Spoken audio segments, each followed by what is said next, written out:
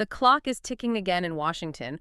We're hurtling towards another government shutdown deadline. Yep. Feels familiar, doesn't it? It does, but our sources are framing this differently. They're saying the real crisis isn't actually about a lack of funds. Right. It's more about Washington's addiction, really, to budgeting by crisis and throwing in these pretty radical policy demands as leverage. And things escalated fast. We saw President Trump, just days before the September 30th deadline, cancel talks with Schumer and Jeffries. Abruptly canceled them. Yeah. Yeah. He called their conditions, I think the quote was, unserious and ridiculous demands. So negotiations just stopped cold. Okay, so let's dig into the source material here. The narrative we're seeing is that Democrats are basically using this must-pass bill to force through some major policy changes. Huge changes. And changes their opponents are calling, well, extreme. Yeah, the figures mentioned are stark. We're talking demands allegedly pushing for over $1 trillion in new spending, plus these really divisive social policies attached. That framing is definitely central. The sources point to specific examples President Trump gave for walking out.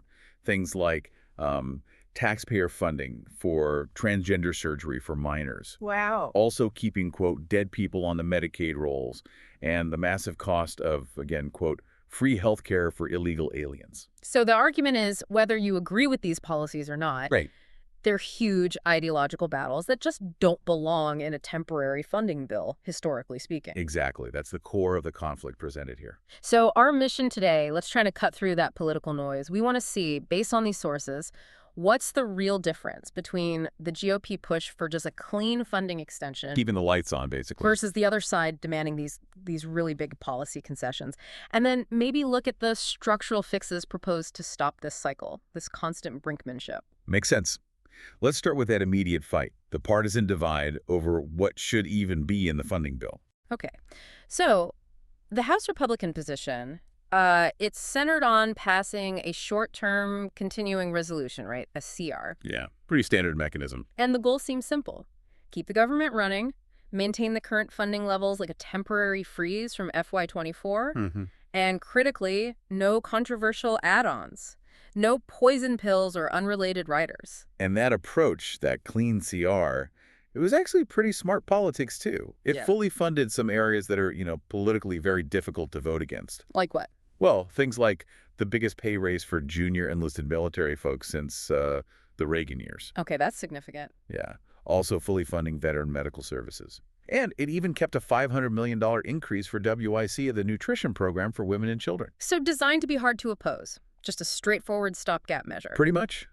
Fund what's already running, keep things stable for a bit. But Senate Democrats blocked it anyway, so why refuse something that just, keeps the government open temporarily? Well, according to the statements we reviewed, they saw that deadline as basically their only leverage, their only real chance to lock in certain policy priorities they felt couldn't wait. Ah, so using the deadline pressure. Absolutely. Using it to force these major policy changes, the very things President Trump was calling ridiculous demands. Okay, let's get specific. What were these major policy fights they were trying to sort of wedge into this funding bill? The scope was huge. One big one was making the expiring Affordable Care Act, the ACA premium subsidies, permanent. Permanent in a temporary funding bill. Yeah. Now, their argument from the Democratic side was that letting those subsidies expire would spike healthcare costs for millions, making it absolutely critical for them. Okay. But Republicans shot back saying, mandating a permanent change in a temporary bill, that's just abusing the process. And it wasn't just the ACA subsidies, was it? They were aiming for, reversals of existing law, too. Oh, absolutely. A huge one was demanding a full repeal of the healthcare title from Trump's earlier big legislative win.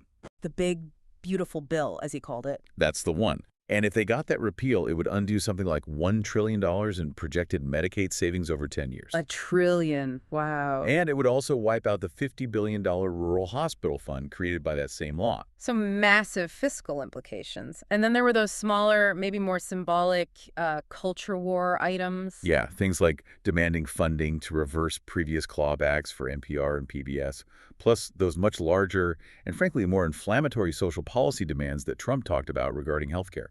So it really turns the basic function of funding the government into a political battlefield. Clearly, you had Senate Majority Leader John Thune calling these tactics cold-blooded partisan moves just to score points.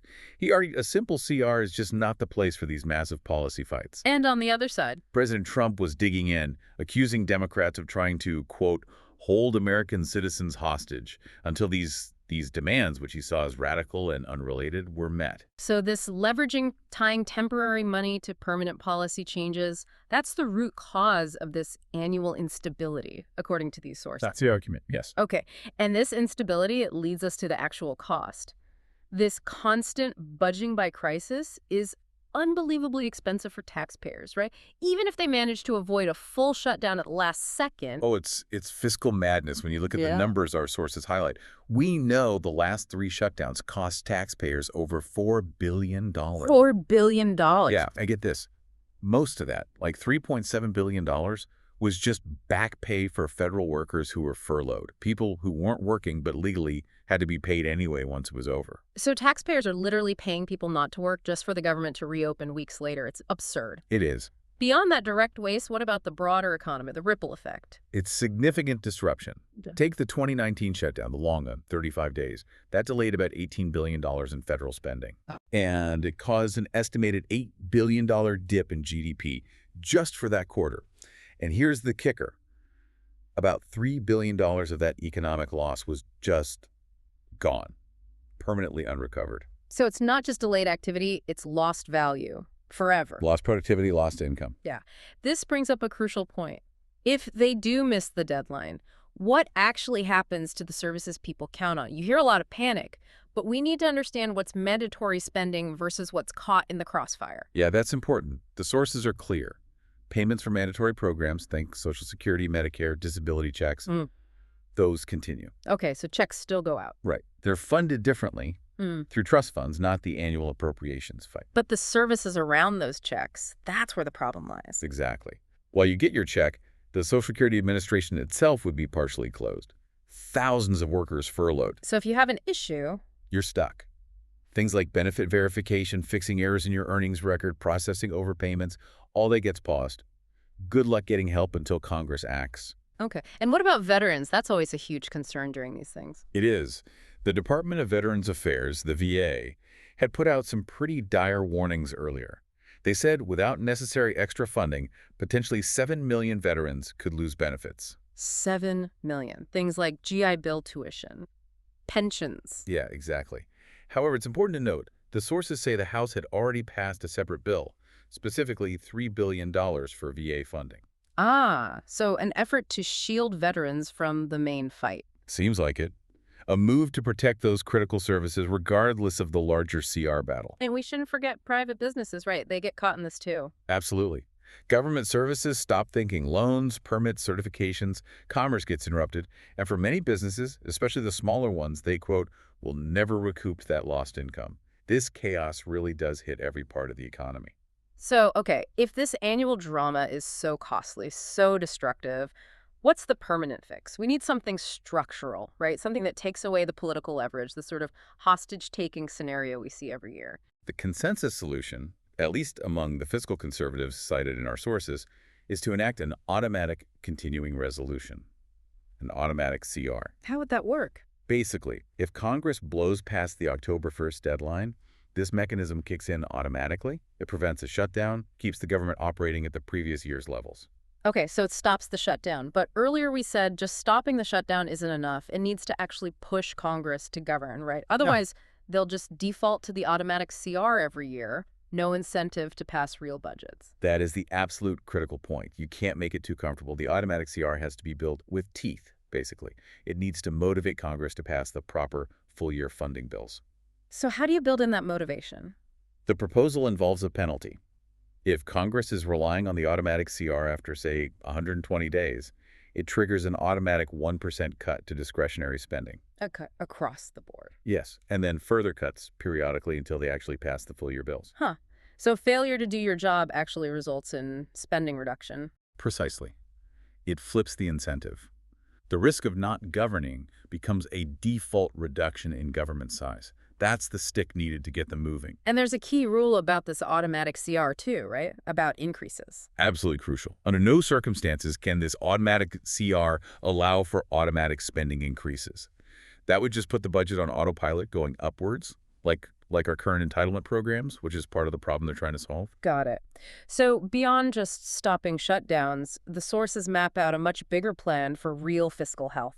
Structural reforms, limited government principles, often associated with groups like the Heritage Foundation. Yeah, if you zoom out from the immediate crisis, you see this call for tackling massive structural bloat. To get real savings, the argument goes, Washington has to start terminating irrelevant programs, Right. closing down agencies or programs that are just outdated, like the U.S. Geological Survey or the Rural Utility Service, things created decades ago for problems that arguably don't exist in the same way today. But why are they still around if they're irrelevant? Seems like easy savings. Inertia is powerful. Bureaucracy, lobbying. Once a program exists, it builds a whole constituency around it. Employees, contractors, people getting the money. They all fight to keep it going, whether the original mission makes sense or not. Okay, what else? Another big target, ending corporate welfare. Basically, stop taxing regular citizens to give subsidies to private companies.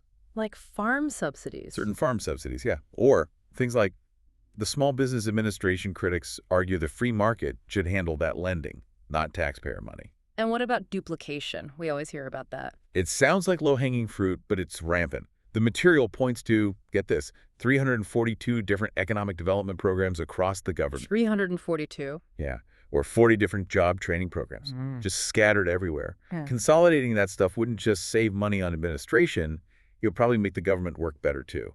Okay, this next one sounds technical but important. Ending baseline budgeting. You said this is some kind of accounting trick. It really is, and it's a trick that almost guarantees spending goes up every single year. Very few people understand it, but it massively distorts how we talk about spending cuts. How does it work? Break it down. Okay, think of it like this. Baseline budgeting automatically assumes every program needs more money next year just to keep pace with inflation and maybe more people using the service. So it builds in an increase automatically? Exactly. Let's say a program cost $100 last year.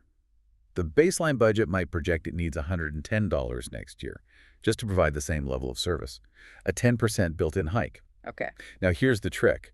If Congress votes to give that program, say, $110, which is still a $5 increase over last year, Right. More money. the political accounting, because it's less than the $110 baseline, labels that $5 difference as a $5 CUT. What? Even though spending went up.